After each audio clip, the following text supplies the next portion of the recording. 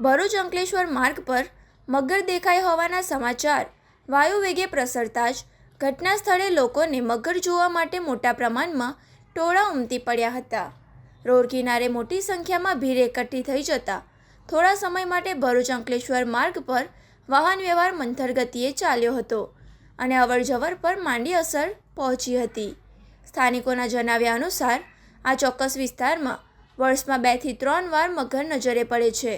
પરિસ્થિતિની ગંભીરતા જોઈને વન વિભાગ દ્વારા અગાઉથી જ અહીં મગરની હયાતી દર્શાવતા ચેતવણીના બેનરો પણ મારવામાં આવેલા છે. નોંધનીય છે કે ભૂતકાળમાં પણ વન વિભાગ આ સ્થળેથી 3 થી વધુ મગરોને સફળતાપૂર્વક રેસ્ક્યુ કરી ચૂક્યું છે. ઘટના અંગેની જાણ થતાં જ વન વિભાગ અને સ્થાનિક તંત્રનો કાફલો તુરંત સ્થળ પર પહોંચી ગયો હતો.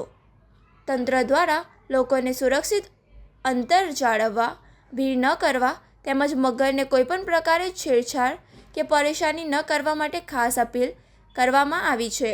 અધિકારીઓ દ્વારા સમગ્ર પરિસ્થિતિ પર સતત નજર રાખવામાં આવી રહી છે અને મગરને સુરક્ષિત રીતે પકડીને તેના કુદરતી નિવાસસ્થાનમાં મુક્ત કરવા માટેનું રેસ્ક્યુ ઓપરેશન હાથ ધરવામાં આવ્યું છે.